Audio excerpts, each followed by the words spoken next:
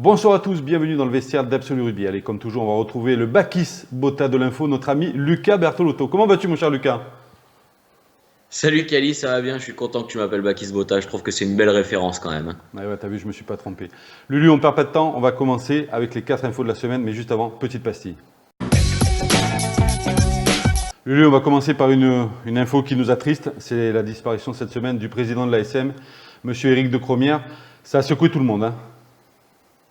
Oui, ça a secoué tout le monde. On l'a appris ce jeudi matin. Il est décédé à 66 ans des suites d'un cancer. Il était au club depuis 2005, d'abord en tant qu'administrateur et ensuite président depuis juin 2013. Il a pris la suite de René Fontes. Voilà, donc c'est une nouvelle très triste. On pense très fort à l'ASM et à toute la famille auvergnate en ce jour sinistre, comme on peut dire. Il a connu un titre de champion de France en 2017 avec Clermont, ce qui est plutôt le Graal dans ce milieu. Et voilà, faut savoir que le comité d'administration de l'ASM va se réunir dans les prochains jours pour désigner un nouveau président. Ouais, c'est bien, en tout cas, tes mots résument parfaitement qui était monsieur Éric de Cromière. Moi, j'ai eu la chance de le rencontrer. C'était un monsieur à fort caractère, mais aussi qui a laissé une énorme empreinte au niveau de l'ASM. Et je pense que c'est, encore une fois, bien de le préciser que toute l'équipe d'Absolu Rugby pense à sa famille et à ses proches. Allez, on va passer à une autre info. On va parler rugby avec notamment la reprise du Pro 14, mon cher Lucas. Et oui, Kelly, après l'Angleterre, c'est la Ligue Celt, l'ancienne Ligue Celt, le Pro 14, qui va reprendre le 21 août, donc une semaine après la première chip. C'est la 14e journée qui va reprendre et elle va se dérouler uniquement avec des matchs entre provinces d'un même pays. Donc ce qui veut dire qu'on va avoir des matchs, par exemple, on va avoir Édimbourg-Glasgow, on va avoir Leinster-Munster, ce qui est plutôt pas mal. Les deux franchises sud-africaines, elles sont pour le moment pas concernées par cette reprise. Et il faut savoir qu'il va y avoir seulement 2 journées de saison régulière, la 14e et la 15e une semaine plus tard, avant les demi-finales le week-end du 4 septembre et la finale le week-end du 12 septembre. Je me régale dans tes propos, Lucas, encore une fois, parce que je sais que tu aimes bien déjà le championnat français, le championnat anglais, mais tu aimes bien aussi cette compétition, parce que je sais, si je dis pas de bêtises, que tu as déjà visité le Pays de Galles et tu étais impressionné, notamment tout par ces matchs, hein. Oui, j'ai eu la chance d'aller aux Ospreys, aux Scarlets, et il faut savoir que franchement, ils ont une ferveur pour le rugby là-haut, c'est tout bonnement impressionnant. Ouais, on n'en parlera pas non plus de tes troisième mi-temps. Allez, c'est parti, on y va aussi. On va parler de rugby, mais là, sur l'hémisphère sud, avec la reprise du Rugby Championships. Oui, ça y est, Rugby Championships, t'as fait un peu Cali, hein. C'est Championship, on s'arrêtera, on enlèvera le reste des chips. C'est bien, un point pour toi, Lucas. Ça reprend quand alors? Ça reprend le 7 novembre jusqu'au 12 décembre pour un format inédit pour cette édition 2020, un format inédit dû au coronavirus. Une période réduite de 6 semaines du coup, avec une compétition sur un seul pays qui sera normalement, c'est la Nouvelle-Zélande qui tient la corde pour l'instant. Donc voilà, on sait que c'est une compétition assez longue habituellement avec des matchs aller-retour entre les quatre nations de l'hémisphère sud, qui sont l'Argentine, l'Afrique du Sud, l'Australie et la Nouvelle-Zélande. Voilà, donc là seulement 6 semaines, on va voir, le calendrier va sortir dans peu de temps, donc on a hâte de voir ça. Ouais, si je dis pas de bêtises, je crois que le premier match, c'est Australie, Nouvelle-Zélande et Afrique du Sud, Argentine. C'est ça, mon cher Lucas? C'est ça. Et il n'y aura pas de chips, je vous rassure. Lucas, quatrième info, elle te concerne. Tu vas peut-être refaire ta garde-robe parce qu'aujourd'hui, des clubs de top 14, notamment le Racing et Bayonne, ont sorti leur nouveau maillot. Oui, c'est les nouveaux maillots, ils ont été dévoilés hier, donc on en attend dans les jours à venir. Là, il risque d'y en avoir un paquet. Et donc, Bayonne a commencé avec son nouveau maillot domicile qui est classique, hein, ciel et blanc, et son maillot extérieur qui pourra faire plaisir aux Basques puisqu'il est bleu foncé et reprend le loburu, qui est la croix basque, qui est déclinée sur tout le haut du maillot. Donc ça, c'est plutôt intéressant. Et il y a eu aussi le maillot du Racing 92, très classique lui aussi pour le maillot domicile, ciel et blanc à rayures, avec un col bleu, blanc, rouge comme à son habitude. Il y a eu un petit changement seulement, c'est l'écusson du club qui quitte le short pour revenir sur le maillot. Il est sur la poitrine, au centre de la poitrine. Et le maillot extérieur, il est bleu marine avec des touches de bleu ciel sur les manches. Donc c'est plutôt sympa à voir. Ouais, c'est bien de remettre le logo sur la poitrine. On joue avec le cœur dans ce rugby. Lucas, ce soir, on reçoit un énorme invité et ça te fait plaisir, hein. Tu as vu, on monte en gamme, on a fait un demi-mêlée, là on fait un centre. C'est du costaud. Tu vois de qui je veux parler? Je vois de qui je veux parler, de Yannick Josion, et ça fait très très plaisir d'avoir un ancien joueur de cette envergure, parce que c'est un ancien joueur de classe mondiale, il faut le rappeler. Et je propose qu'on regarde une petite pastille de présentation. On y va, on lance la pastille et on le retrouve juste après dans le vestiaire d'Absolu Rugby. A de suite.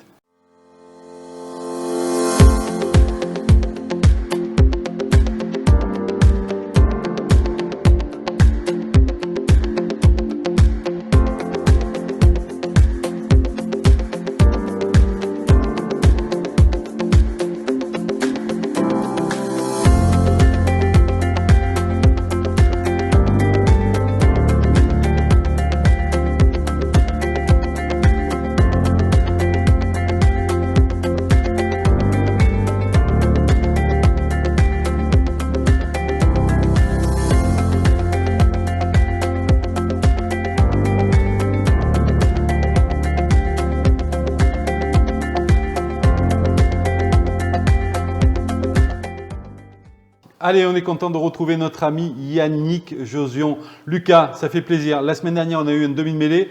Là, un centre de renom, un garçon qui a marqué, comme je disais juste avant l'émission, l'équipe de France et aussi le Stade Toulousain. C'est Yannick Josion. Il y a rien à dire, mon cher Lulu.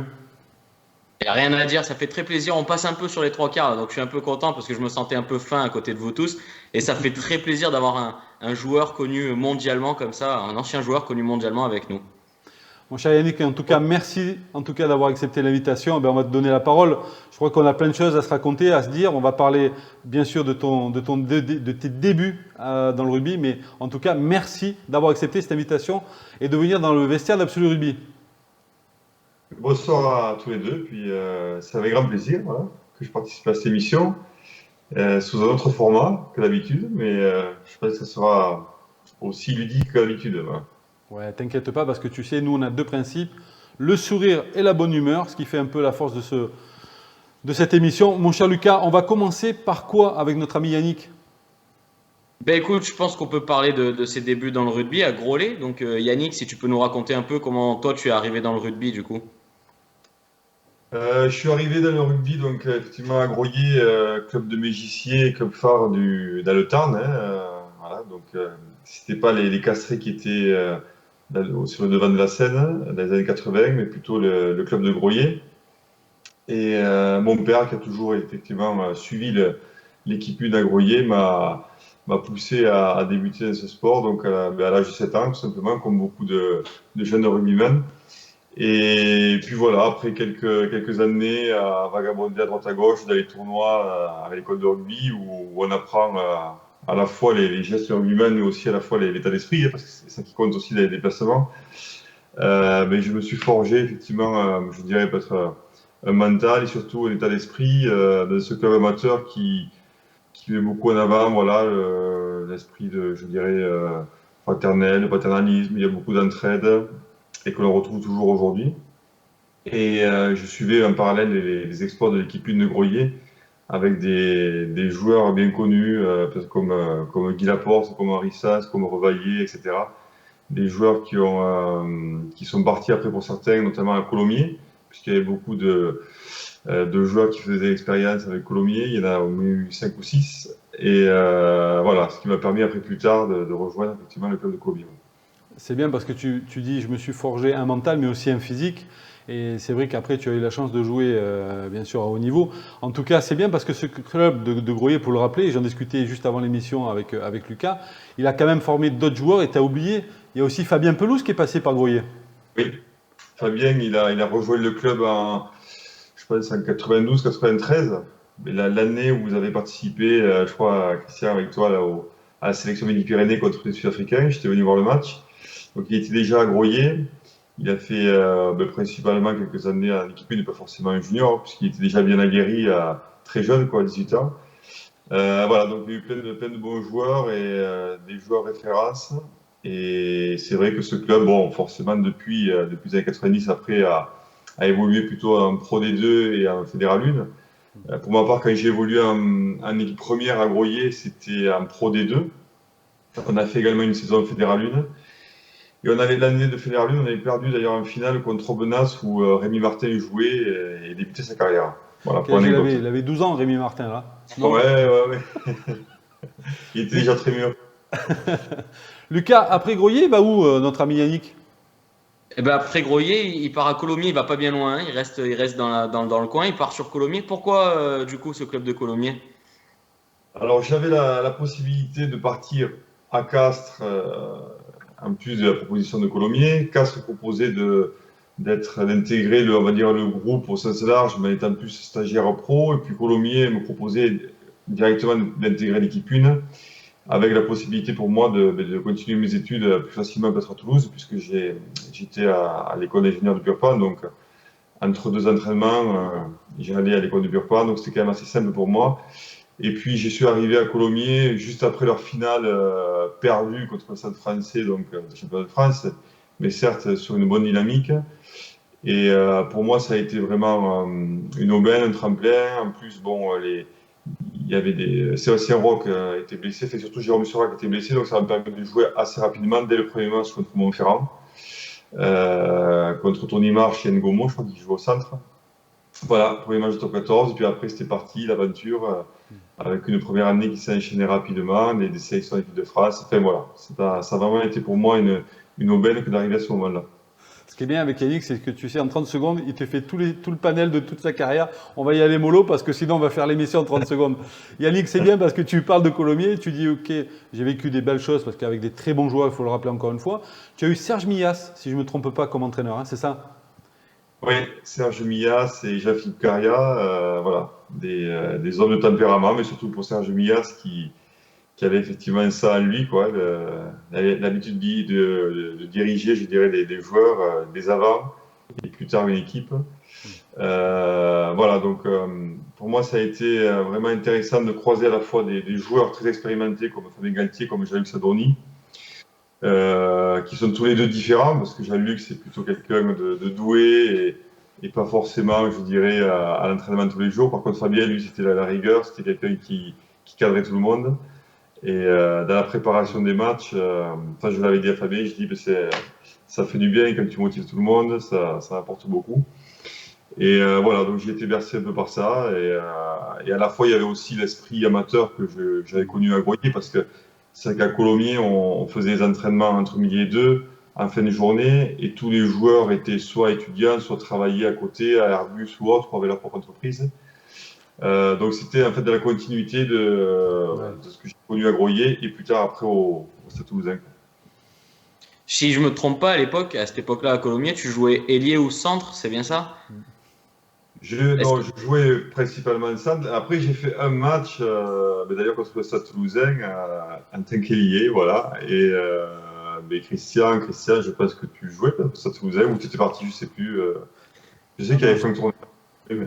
Ouais, je m'en souviens parce que j'avais déjà joué contre toi jeune et j'étais impressionné parce que déjà par rapport au physique, je me rappelle quand je t'avais croisé, je dis tiens, ils ont un troisième ligne qui est costaud. Et quand j'avais vu le numéro derrière, j'ai dit bon, on s'est un peu trompé.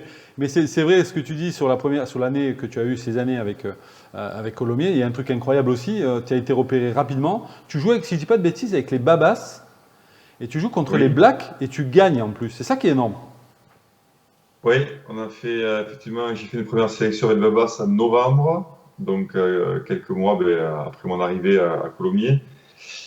Et on gagne contre les All Blacks. Alors, c'était pas l'équipe 1 des All Blacks, on va dire, mais il y avait quand même des beaux joueurs.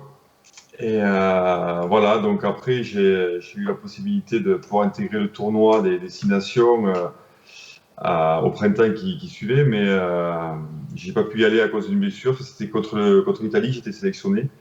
Donc ça a été reporté aux tournées de juin et on a partagé quelques bons moments, je crois, Christian, ensemble en Afrique du Sud. Voilà. Lulu, après Colomiers, il va où, notre petit Yannick? Du coup, en 2002, Yannick il rejoint Toulouse. Khalif fait pas l'innocent parce que je sais que tu connais un peu le stade toulousain. Yannick, est-ce que tu peux nous parler du coup de cette arrivée dans ce grand club qui est Toulouse? Toulouse, alors pourquoi Toulouse? Bon, Toulouse, c'est le club référence déjà à Midi-Pyrénées, ex-Midi-Pyrénées, et puis bien sûr en France. Et quand j'étais à l'école de rugby à Groyer, on regardait toujours les Toulousains avec beaucoup de peur et de crainte avant les matchs. C'était un peu l'ogre, on va dire, qui faisait déjouer l'équipe de Groyer, puisque Groyer a perdu régulièrement en phase finale contre Toulouse. Et bien sûr, ça donnait aussi envie du coup de pouvoir rejoindre le Stade Toulousain, mais avec toujours le doute de savoir si j'allais jouer, j'allais avoir ma place, etc. Et donc le Stade Toulousain était venu me voir quand même à la fin de la première année avec Colomiers, mais il me restait encore une année de contrat, c'était pas évident. Donc on a attendu la deuxième année pour partir, et voilà, Monsieur Bendichou m'a aidé aussi, a été conciliant par rapport à tout ça. Puis c'est vrai que je suis heureux de pouvoir avoir cette expérience. J'avais aussi la possibilité de partir à Montferrand à ce moment-là, mais bon, c'était cohérent de rester dans la région avec les amis, voilà, de favoriser la filière locale, on va dire. C'est bien, il ne voulait pas partir trop loin, tu vois. Et c'est bien que tu cites aussi Michel Bendichou, qui a été un très grand président de Colomiers. Alors c'est bien parce que quand on voit toute l'évolution que tu as eu au Stade Toulousain, j'ai envie de dire ouvertement, tu en as brassé quand même des centres, parce qu'on en a vu passer quand même. Tu as commencé avec Garba, tu as fait Fritz, Florian, je sais pas, Cédric. t'en as joué combien? Combien t'en as usé? Cédric Desbrosses, non. Un club, je pense qu'on ne peut pas dire usé parce que c'est plutôt une complémentarité. Après, c'est vrai on a passé quelques années au Stade Toulousain où justement on n'était pas beaucoup de centres parce qu'avec Florian, on faisait quasiment tous les matchs, il n'y avait pas d'autres centres. Et donc, c'était après que Cédric Desbrosses soit parti aussi, et Xavier Garbajosa parti également sur Bayonne. Donc, on a enchaîné beaucoup les matchs avec Florian. Voilà, mais c'est vrai que ça a été pour moi, pour l'équipe de France, après, ça m'a beaucoup aidé de pouvoir jouer au Stade Toulousain. Le fait d'avoir fait la Coupe du Monde en 2003 m'a apporté beaucoup de confiance et après, je me suis senti plus serein pour me positionner au Stade Toulousain en tant que, on va dire, plus leader, entre guillemets. Voilà, donc c'est une grosse expérience au Stade Toulousain. Puis forcément, après, j'ai eu du mal à me partir parce que c'est dur de partir du Stade Toulousain, même si on a d'autres propositions en Angleterre ou autre. Et je ne regrette pas.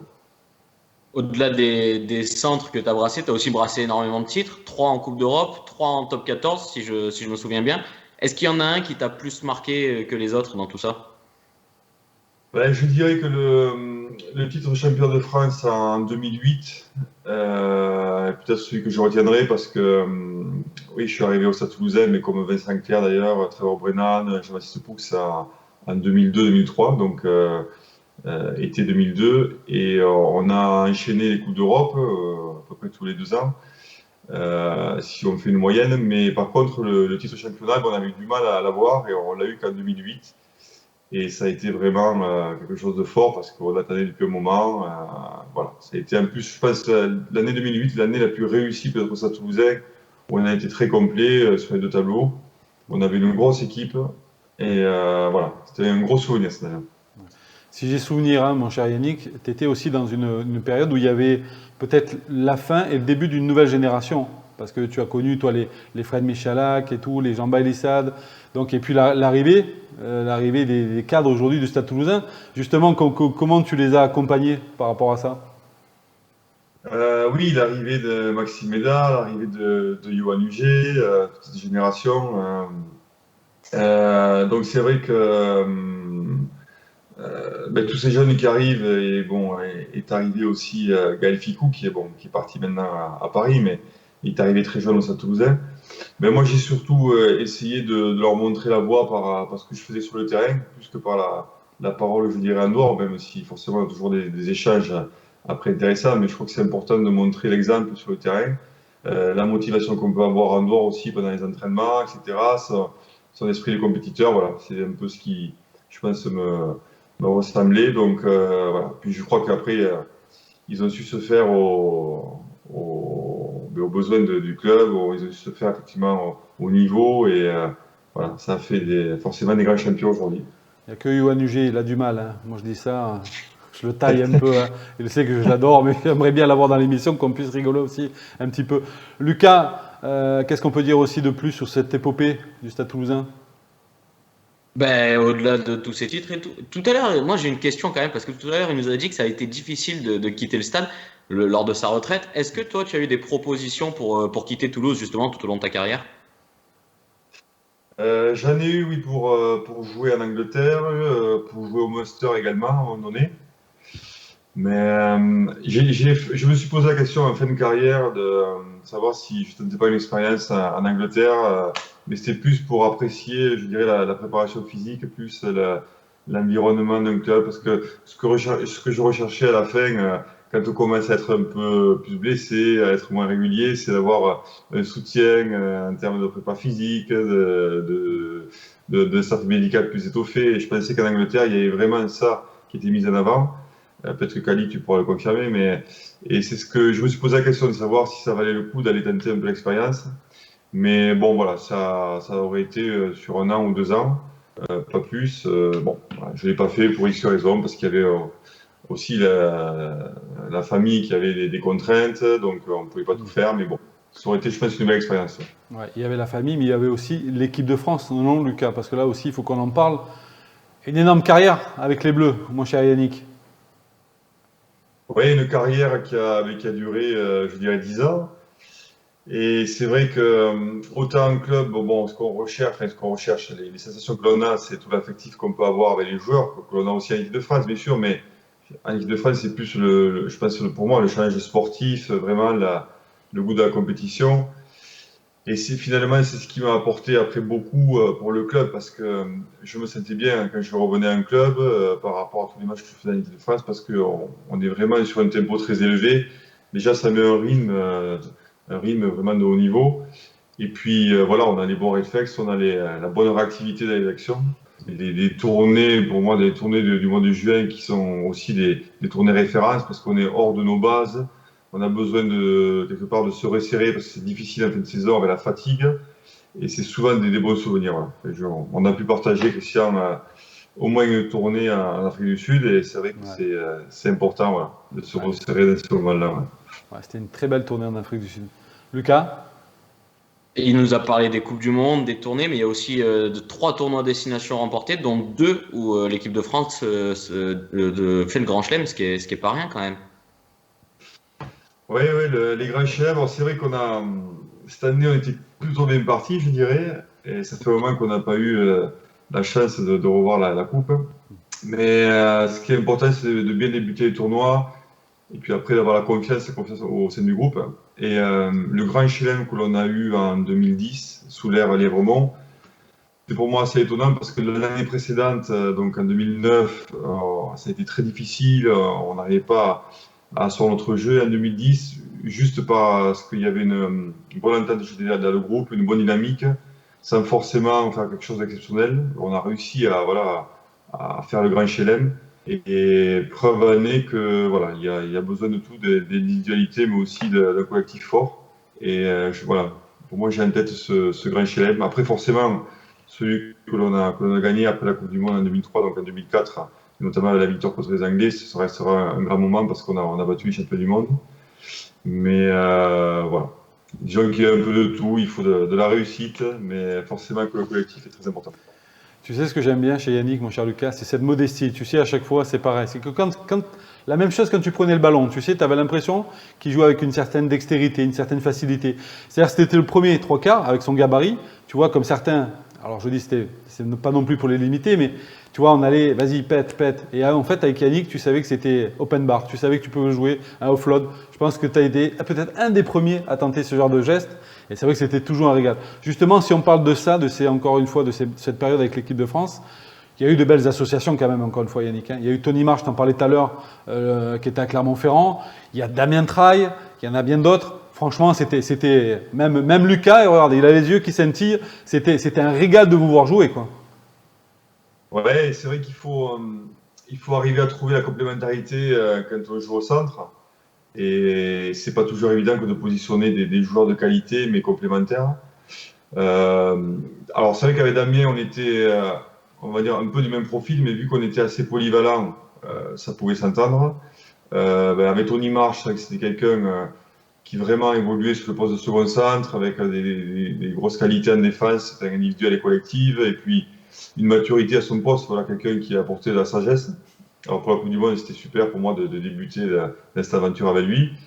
Voilà, après, j'ai joué avec David Marty, avec Bastaro, avec Florian Fritz, forcément des joueurs avec des qualités différentes, mais plein de fougue en tout cas. Donc voilà, on en tire beaucoup d'enseignements. Mais je crois que ça doit. Après, la complémentarité, elle doit se faire au fil du match, je dirais, dans l'instinct. Il n'y a pas. Certes, après, on calcule à l'entraînement, mais après, dans le match, il faut qu'on arrive à se trouver tout seul, quoi, tout simplement, en s'écoutant et pas en essayant d'imposer sa sauce quelque part. Voilà. C'est énorme parce que quand tu l'entends, il y a des profils des joueurs, des profils totalement différents. Ils ont tous joué à côté d'un seul mec, donc c'est quand même exceptionnel. Et justement, ça, on en vient à un truc, c'est que grâce à cette carrière-là aussi à ce joueur que tu étais, tu as eu de nombreuses récompenses personnelles, que ce soit élu par le RC dans la Dream Team de légende, par l'IRB titulaire dans le 15 mondial, meilleur joueur européen, etc. Est-ce que dans le rugby, qui est un sport collectif, toi, comment tu les as vécus ces titres personnels? Ouais, disons que bon, c'est toujours une récompense. Après, il y en a qui sont plus ou moins, je dirais, gratifiants. Mais forcément, quand on fait le bilan, quand on est dans la carrière, je crois qu'on réalise pas forcément. Après, quand on fait le bilan à la fin, on se rend bien compte que il y a le collectif qui est derrière. Nous, on apporte notre petite touche personnelle, je dirais, qui fait le petit plus. C'est parce que nous aussi, en tant qu'individu, moi, j'ai apporté forcément au groupe au Stade Toulousain, à Colomiers et à l'équipe de France. Mais voilà, bon, on se dit que quand on a arrêté, ben, on le referait effectivement de vive joie et que c'est pas si évident d'y arriver, vu toutes les contraintes qu'il peut y avoir, parce qu'il peut y avoir des blessures, il y a des problématiques effectivement d'entraînement et autres. Donc voilà, il faut savoir en profiter quand on y est, et c'est ce que j'ai fait, je pense, j'ai fait le maximum. Donc pas de regrets à ce niveau-là, quoi. Yannick, moi je veux aller plus loin dans la question, parce que Lucas, il me passe le ballon, je vais essayer de le prendre à deux mains. Est-ce que dans tes points forts, tes divers points forts, finalement, celui qui a été le plus impressionnant, c'était pas le jeu au pied? Ben, le jeu au pied, j'en ai utilisé, peut-être pas assez. Après, bon, j'ai évolué, Je te taquine. Hein. j'ai évolué en tant que 10, donc je me suis formé, mais je l'utilisais plus à Groyer, Ouais. le jeu au pied. Après, bon, voilà, c'était plus pour suppléer le 12. Mais j'étais en charge de trouver les touches au Stade Toulousain. Bon, j'étais pas toujours régulier, on va dire, donc ça faisait râler des fois Guinoves quand j'essayais de taper trop loin et que je ratais les touches, mais bon, bref, c'est passé, on va dire. Lucas, c'est l'heure Bah de écoute, notre... Kalish, Ouais. je pense qu'il est temps de parler de la reconversion de Yannick et je crois que pour ça, on a quelque chose à lui montrer, non? Ouais, regarde, juste avant, petite pastille. Attention, mon cher Yannick, on va parler aujourd'hui de tes diverses activités. Mais une qui est surprenante, regarde, je te mets à l'image un petit dessin et tu me dis ce que tu en penses. Ça te parle ou pas? Oui, ça me parle, ouais. Ça me Alors, parle. pourquoi en Bon, mode Kung Fu avec un plateau de Jensen? Tu peux nous en parler ou pas? alors, le ginseng, alors pourquoi le ginseng? C'est parce que tout simplement, mais déjà, en tant que joueur au Stade Toulousain, on prenait des compléments alimentaires à base de ginseng qui me faisaient du bien. Et puis, à 2-3 ans de la fin de ma carrière, il y a des entrepreneurs de Toulouse qui m'ont proposé de faire partie d'un projet, à savoir de cultiver des racines de ginseng. Et au vu de mon diplôme donc, que j'ai eu en 2003, d'ailleurs, 2 jours après la finale de Coupe d'Europe, pour le préciser, au vu de mon diplôme, mais j'ai dit mais pourquoi pas, ça peut être intéressant pour valoriser mon diplôme que de me lancer dans cette aventure.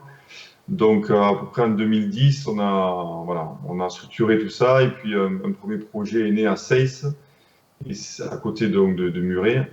Et c'est là où on a le siège social de notre société actuellement, où on a une petite dizaine de salariés, plein de saisonniers et puis des clients qui sont des pharmacies qui nous prennent des compléments alimentaires, donc faisant effet sur l'immunité, faisant effet sur les fonctions cognitives, le tonus. Donc soit avec des produits à base de ginseng, soit avec des plantes médicinales. Mais on est fiers de notre projet aujourd'hui. Ouais. En tout cas, c'est une très belle réponse et on remercie bien sûr notre ami Osti pour ce magnifique dessin. Lucas, on a autre chose aussi à proposer à notre ami Yannick. La question des internautes. Alors, il y a eu pas mal de questions, il a fallu en sélectionner 2. Alors, je vais te mettre bien sûr en image la première. Elle nous vient de notre ami Jean Bressac qui nous pose cette question. Quel est le joueur le plus fort contre qui tu as joué ou affronté? D'accord, ça c'est la première. Et par quel joueur tu as été impressionné tout le long de ta carrière? Alors le joueur le plus fort, bon, j'ai envie de dire forcément en tant que centre, je vais parler d'un centre, mais j'étais assez reconnaissant par rapport à Tana Umaga, qui pour moi était un joueur doté de qualités athlétiques d'un très haut niveau, très puissant, voilà, pas forcément, je dirais, être polyvalent comme d'autres joueurs, pas peut-être capable de jouer en tant que 12 mais bon, dans sa fonction de second centre, il était exceptionnel et ça restera pour moi un joueur référence. Voilà. Après, deuxième question concernant le joueur qui m'a impressionné tout au long de ma carrière. Ouais. Euh, il y en a plein. Après, ça dépend du profil duquel on parle. Bon, il y en a un qui m'a impressionné, même si j'ai joué que 2 ans avec lui, c'est Sosoni Ibuka.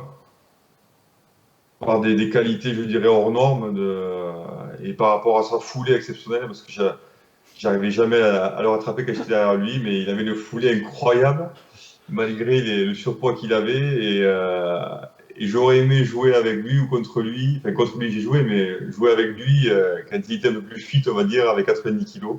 Parce qu'il nous avait impressionné pendant la Coupe du Monde en 2003 quand il avait marqué cet essai, là, où il avait débordé tout le monde. Voilà, c'est des joueurs un peu atypiques. Mais après, forcément, que tout au long de ma carrière, au Stade Toulousain ou à Colomiers, j'ai joué avec des joueurs extraordinaires, hein, comme voilà, Fabien Galtier en tant que leader, Jean-Luc Sandroni en tant que joueur qui a le rugby à lui, quelque chose d'inné, doué, le timing, voilà. Et puis après au Stade Toulousain, des Fabien Pelouse, des Thierry Lusotoir, bon, voilà. J'en ai connu plein. Ouais. Tu ne te trompes pas trop sur les noms en tout cas, hein. Tu as mis que le haut du tableau. Lucas, on a une deuxième question qui vient aussi toujours parler d'un ami internaute. Tiens, je te la mets à l'écran. C'est notre ami Eric Mercader qui nous pose cette question. Yannick, tu as été certainement un des meilleurs centres que j'ai connu pour ta vision du jeu. Pourquoi ne pas intégrer un staff, si possible, au Stade Toulousain? C'est vrai que c'est un choix qui est difficile après de rester dans le rugby. Pour ma part, c'était ma volonté quelque part de rester en marge du rugby et pas forcément sur le terrain. C'était plus par rapport au fait que je voulais profiter de ma famille. Et puis je sais que quand on est dans le rugby de haut niveau, il faut se donner à fond parce que ça se joue sur les détails. Et il faut passer du temps avec ces joueurs, il faut passer du temps à préparer les stratégies devant l'ordinateur, à étudier. Donc voilà, mon objectif c'était de faire un peu autre chose, même si je reste toujours en lien avec le rugby, mais plus je dirais autour des matchs et pas que sur le terrain. Mais c'est vrai que ça serait intéressant de pouvoir accompagner un club, d'aller jusqu'au bout des choses. Moi j'ai essayé de le faire sur la fin, de donner des idées plus dans l'accompagnement qu'on pourrait faire aux joueurs. Et d'ailleurs c'est pour ça que je suis en partie parrain d'un centre éducatif multisport à Groyer, qui est un centre intéressant, qui apporte un soutien aux différents stagiaires, avec des médecins, avec des psychologues, avec des psychomoteurs, etc., afin d'un accompagnement plus large, que n'ont pas forcément les clubs de haut niveau. Et voilà, moi, ça serait un peu mon approche, mais c'est sûr que ce serait intéressant que de pouvoir accompagner une équipe. En tout cas, bravo pour ce que tu fais, et c'est déjà une très très belle chose. Lucas, on va le titiller un peu, notre ami Yannick, ou pas? Et je crois qu'on peut passer à la petite pastille technico-tactique. Allez, c'est parti. Pastille technico-tactique. Mon cher Lucas, on va parler du Stade Toulousain. Que dire sur cette belle équipe du Stade Toulousain? Écoute, on a compris que Yannick, il n'était pas dans un staff, mais bon, je pense quand même qu'il suit toujours le rugby avec beaucoup d'attention, et notamment le Stade Toulousain. Donc il a dû voir que le Stade avait fini 7e la saison dernière, avec 40 points, 8 victoires, l'une des meilleures défenses du championnat, hein, il faut le dire, très peu de points encaissés, et surtout que c'était toujours un des plus gros fournisseurs d'éléments pour le 15 de France, avec 8 joueurs pendant la Coupe du Monde, 8 joueurs aussi pendant le tournoi Destination. Donc je pense qu'on peut féliciter le Stade pour ça, et qu'on peut demander un peu à Yannick, du coup, ce qu'il pense de cette équipe. Et moi, j'étais content donc, avec ce renouveau au Stade Toulousain, parce que c'est vrai que les supporters espéraient depuis quelques années revoir voilà, des belles actions. Ils étaient un peu, effectivement, sur la fin. Et là, c'était du bonheur que de voir le Stade Toulousain évoluer comme ça, là, il y a 2 ans et puis l'an dernier. Et vraiment, on a vu des belles actions, on a vu une équipe soudée, parce que pas forcément tout le temps avec les meilleurs joueurs, mais tout le temps les performances au rendez-vous. Donc voilà, je crois que ça a ravi tout le monde. Puis je crois qu'il y a 2 ans, ils ont réalisé peut-être la meilleure saison de tous les temps, honnêtement. Ouais, Yannick, finalement aussi, une des forces du Stade Toulousain, c'est aussi Hugo Mola qui est allé au bout de ses intentions. Rappelle-toi, il y a déjà 2-3 ans, même plus, avant qu'il soit champion de France, c'était compliqué. Il a été au bout de ses intentions. En tout cas, c'est Hugo Mola. C'est aussi un groupe de jeunes qui on le voit, des garçons qui ont explosé, comme Thomas Ramos, comme Marchand, comme bien d'autres. Romain Tamac, qui est pour moi aussi peut-être une des pépites du championnat. Finalement, c'est un stade qui est en train de prendre aussi un nouvel essor, non? Oui, oui, ils ont vraiment des joueurs au poste clé, quoi, des joueurs de qualité au poste clé. Et c'est vrai que tu parles de Romain Tamac. Je pense que voilà, il faut arriver à aider, à accompagner ces joueurs pour que voilà, ils arrivent à conserver leur niveau et à progresser tout au long de leur carrière, parce que c'est quelqu'un qui a vraiment été formé, accompagné par son père, je pense au départ, par Émile, qui a apporté tout l'esprit de la compétition que l'on doit avoir. Et on sent que Romain, il a envie de faire du mieux possible, de progresser. C'est quelqu'un qui a une maturité pour son âge, hein, parce que faire ce qu'il a fait en équipe de France à son âge, c'est quand même assez rare. Voilà. J'ai l'impression qu'il ressemble un peu dans son jeu à Daniel Carter, dans le fait de pouvoir des fois poser le jeu, de pouvoir accélérer, de jouer le geste, l'action juste au bon moment. Donc, j'espère que voilà, il continuera comme lui, quoi. Très belle comparaison, ça, Kali, hein. Ouais, il met la pression là. Je peux te dire que si je suis Ouais, Romain ouais. Tamac, je me fais comparer à Dan Carter, je peux te dire que j'aurais du mal à dormir. Et comme tu dis, c'est peut-être aussi la dextérité, comme l'avait Émile, qui fait peut-être la beauté aussi aujourd'hui de Romain. Comment tu vois, toi, justement, le Stade Toulousain là, cette saison, la saison qui va redémarrer? Tu les vois comment? Mais je pense que comme beaucoup de clubs, le Covid aura permis de souffler un petit peu et ils vont repartir effectivement en pleine ambition. Alors même si ce qui a été réalisé sur 2 ans a été quand même plus que très intéressant, ben, il faut repartir après sur les nouvelles bases, continuer à consolider le groupe. Ben, c'est un niveau qui est difficile, hein, le championnat et bien sûr la Coupe d'Europe, parce que tout peut être remis en question à chaque week-end, mais voilà, ils ont une belle expérience. Je pense qu'ils devant, ils ont quand même une même mise sur le ballon. Ils ont renforcé en deuxième ligne.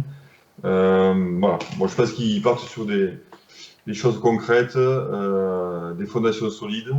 Et puis, je pense que derrière, ils sauront exploiter tout ça. Et au fil des années, ben, leur complémentarité ne pourra faire qu'en augmentant. Et ils pourront assurer une belle fin de carrière pour les Maxime Médard, les Yoann Huget. Il les met à la retraite déjà, tu vois. Ouais, ça y est. Alors, il y a Dan Carter en 10 et il y a Maxime Médard et Johan Huget dans les tribunes. On va pas se faire que des amis, on les embrasse en tout cas à Max et à Johan Huget. Lucas, on se fait un petit quiz? Ah, je pense qu'on peut s'en faire un petit, ouais. Allez, c'est parti. Quiz spécial Yannick Josion. Alors mon cher Lucas, vas-y, Alors, je te laisse Yannick, la main. tu me laisses la main, alors c'est parti. Yannick, écoute, on veut que des réponses simples, pas d'explications, rien. Juste une petite question simple, une petite réponse rapide et c'est parti. Ok? D'accord, je suis prêt. Alors, ton plus beau match? Le match contre les Néo-Zélandais à Cardiff, en quart de finale, Coupe du Monde 2007. Voilà. Ça Ton sera plus bel essai? le plus bel essai. Alors, je ne sais pas. J'en ai marqué, mais peut-être pas assez pour un souvenir. Non, mais voilà, mais je vais revenir au même match, hein. Ce match Coupe du Monde, avec la passe, donc ballon donné par Frédéric Michalak, ça restera quand même un essai référence. Je peux juste, désolé, hein, j'ai pas l'habitude de faire ça, de couper Lucas, tu me pardonneras mon cher Lulu. Il y en a avant ou pas cet essai? Mais, c'est vrai que sur le terrain, j'ai pas l'impression, mais la vidéo, effectivement, je pense qu'il y en a avant. Après, la petite passe de 1 mètre, donc on ne sait jamais ces petites passes là. On n'aura jamais la Faut vérité. être honnête. Désolé mon cher Lucas. Il n'y a pas de souci, t'inquiète pas, on gardera la réponse pour nous. S'il y a un petit en avant, on le dira pas. Le plus beau stade, du coup, Yannick? Plus beau stade, mais je pense que c'est le stade de Johannesburg, parce que c'était mon premier match, parce que c'était aussi l'ambiance sud-africaine avec les tam-tams dans les tribunes, le folklore un peu, voilà. Voilà. Et, bien sûr, après, je vois aussi Twickenham quand même pas loin derrière, parce que c'est quand même le temple du rugby, il faut le dire. Et l'approche à Twickenham, c'est particulier, voilà, l'approche au stade. Le public le plus chaud? Le public le plus chaud, ben, j'aime bien le public bayonnais, honnêtement, voilà. Pour moi, c'est voilà, ce qui représente un public chaud, chaleureux. C'est pas forcément le public toulonnais ou perpignanais, même s'ils sont coriaces, mais je parle voilà, plutôt les bayonnais. Ouais. Le partenaire devenu un ami? Le partenaire d'un ami, forcément, c'est la Florian Foot, avec qui on a passé des bons moments sur le terrain, puis aussi en dehors, donc il n'y a pas de doute, c'est lui. Le meilleur adversaire? Un meilleur adversaire, celui qui m'a laissé passer le plus souvent, peut-être, non? Ou je sais pas. Non, le meilleur adversaire, je sais pas. Ben, je dirais peut-être Brian O'Driscoll, on va dire, parce que c'est quelqu'un qui nous a donné du fil à retordre, mais qui nous a aussi beaucoup fait progresser. Parce que on a essayé d'adapter des stratégies avec Florian, notamment par rapport à ce paire de centre Darcy O'Driscoll. Et forcément, ça fait progresser. Donc merci. Voilà. Merci O'Driscoll. Ta spécialité sur le terrain? Ma spécialité sur le terrain, la croisée. Voilà, la croisée. Moi, je laissais faire les numéros 10 pour qu'ils aillent bien fixer leur adversaire, qu'ils se fassent bien plaquer. J'arrive au dernier moment et comme ça, j'avais un trou. Voilà. L'espace était fait. Donc, c'est ma spécialité, la croisée. Et ta spécialité en dehors du terrain? Ma spécialité en dehors du terrain. Alors que là, bon, il y a plein de choses en dehors du terrain. Parce que, non, moi, j'aimais bien partager un bon moment avec les copains après le match. Donc, on avait un restaurant, pas un restaurant attitré, mais un repas qui était proposé par le club. Et c'était optionnel, pas obligatoire, mais moi, j'aimais bien y aller, voilà, pour partager ce bon moment. Voilà. On va dire que c'est ma spécialité. Le partage après le match. Et enfin, un dernier, l'anecdote inavouée. Si jamais il y en a une, c'est maintenant. Anecdote inavouée, alors inavouée, bon, je l'ai quand même avoué, mais l'anecdote c'est que pour une de mes premières sélections à tourner en Australie, j'étais sur le banc des remplaçants avec Olivier Brouzet et Nicolas Jean-Jean se blesse, il était au poste d'ailier, il se blesse et donc j'enlève mon haut de survêt, prêt à rentrer et Olivier il me dit mais t'as que ça comme maillot? En fait, j'avais le maillot d'entraînement, quoi. J'avais pas mis le maillot de match. Donc, il m'a fallu faire 200 mètres parce que le couloir était super long pour rejoindre les vestiaires. Et quand je suis revenu, Nicolas, il jouait toujours, donc voilà, pas de souci. Voilà l'anecdote plus ou moins inavouée. Tu sais que c'est énorme parce que tu n'es pas un des seuls à qui c'est arrivé. Parce que tu sais que toujours pareil, quand tu sais, Lucas, quand tu es pris dans le match comme ça, l'émotion, la tension. Moi, j'ai vu des mecs, je les ai arrêtés en étant remplaçant, les voir rentrer en chasuble. Mais tu vas où là? Tu remets le maillot. Je crois que ça, les mecs, tu vois, il faut essayer de leur faire comprendre que l'enjeu est tellement énorme. Mais en plus, c'est bête parce que tu te loupes une sélection pour ça. Voilà, mais heureusement, par la suite, tu as su quand même rebondir. Mon cher Lucas, merci pour ce quiz. Je trouve qu'il a bien répondu. Mais on va le mettre à rude épreuve maintenant. Parce que maintenant, on va aller un peu plus loin avec lui. Yannick, tu sais, avec Lucas, on a un petit truc en fin d'émission. C'est en fait, on te propose deux choix, le gage ou la question mystère. Donc à toi de choisir, tu prends le gage ou la question mystère. Ouais, je vais dire la question mystère. Tu es prêt? Oui, je suis prêt. Allez, regarde, elle est pour toi à l'image. Salut Yannick, une petite question pour toi. Tu as toujours su rester sobre, relax avant un match ou après une compétition. Je voulais savoir quel était ton secret et est-ce que ça venait de ta future reconversion dans le ginseng. Allez, j'attends ta réponse. Tu as bien reconnu Yannick, bien sûr, notre ami Damien Traille, avec qui tu as été associé pendant de nombreuses années. Très bonne question, justement. Bonne question. Mais je sais pas, on dit que oui, il n'y a pas de hasard, que peut-être on a un destin, mais peut-être qu'effectivement le ginseng était ma porte de sortie. Non, après le calme avant les matchs, bon, c'est aussi une fausse image, hein, c'est qu'aussi il y a une différence entre l'intérieur et l'extérieur, on va dire. Donc à l'intérieur, ça boue aussi à moi de temps en temps, et forcément avant les matchs, il y avait de la pression. Mais bon, voilà, chacun a sa façon de préparer. Des préparations atypiques que j'ai connues dans le rugby amateur, notamment à Groyer, mais qui nous ont beaucoup apporté. Non, bien sûr, après, dans le rugby pro, la préparation était différente, mais c'est vrai qu'il y a forcément des matchs où on est mieux, où on le prend plus cool et en essayant d'être positif. Et il y a des matchs où on balise un peu plus, mais voilà. Heureusement qu'il y a le groupe pour soutenir tout ça. Alors Yannick, je suis obligé de te donner un complément, la question, notamment la réponse que m'a donnée aussi notre ami Damien Traille. Il me disait qu'Ali, je devenais fou. Je devenais fou. Quand je jouais avec Yannick, je devenais fou. On jouait les Blacks, on jouait les Springboks. Que ça soit l'entraînement ou les matchs, il était pareil, Yannick. Il laissait rien transpirer, aucune pression. Tu vois, il me disait, mais j'étais pas abasourdi, mais il me dit, moi tu vois, toute la nuit, je pensais aux matchs, les situations de jeu. Yannick, tu avais l'impression qu'il était là, c'était une découverte. Quand on venait, tu sais, c'était un plaisir de jouer ensemble. C'est ce qui a fait aussi ta force, mon cher Yannick, pendant des années. Ouais, mais c'est marrant parce que on n'a pas des fois le ressenti de ce que vivaient les autres, parce que Damien, je savais pas qu'effectivement il était à cogiter pendant la nuit ou autre. Bon, on est tous plus ou moins à penser au match, forcément, mais après l'expression est différente. Bon, voilà, c'est l'échange entre chacun qui est intéressant, quoi. C'est pour ça que le partage après les matchs est important. Il faut croiser un bout de chemin ensemble. Et on ne parle pas assez. Lucas, la pression, finalement, il se la prenait après, en troisième mi-temps, hein, c'est ça? C'est ça. Ouais, je crois que c'est ça, ouais. Mais en parlant de ça, je crois que Christian, tu dois te souvenir que pour cette première tournée en Afrique du Sud, justement, ça devait peut-être énerver Bernard Laporte, cette attitude que j'avais et que je faisais pas exprès, puisqu'il m'a dit: tu as 3 heures pour te déguiser en fou, quoi, avant, avant le début du match, parce que je pense qu'il n'était pas serein de mon entame de match. Voilà. Mais je m'en souviens. Et tu sais quoi, c'était un truc que je voulais pas évoquer devant tout le monde, mais tu en parles. C'est vrai que Bernard avait du mal à comprendre, tu vois, ces genres de joueurs qui avaient tu vois, un certain, alors de pas être en retrait, tu vois, mais surtout de se préparer différemment, parce que lui, ce qu'il aimait, c'était les joueurs, tu vois, un peu physiques et qui aimaient le contact. Et c'est vrai que te voir presque jouer du banjo dans le vestiaire, il comprenait pas, quoi. Il se disait, mais c'est pas possible. Mais ça a été aussi les bonnes choses aussi qui ont fait ta carrière, mon cher Yannick.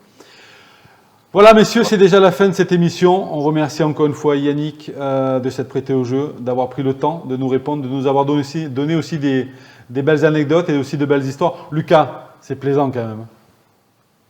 Ah, c'est très plaisant, ça fait du bien et on lui souhaite, bah, écoute, de continuer de réussir dans son projet avec le ginseng et d'aller le plus loin possible. Mais c'était sympa de partager ce moment. C'est que je préfère délivrer des anecdotes à vous plutôt qu'à certains journalistes. Voilà, c'était moins évident pendant la carrière, mais plus facile après. Ah ben, en tout cas, sache qu'on l'apprécie et ça nous touche énormément, mon cher Yannick. Ben, merci à vous deux. On se dit à bientôt en tout cas. À la bientôt. À bientôt les gars.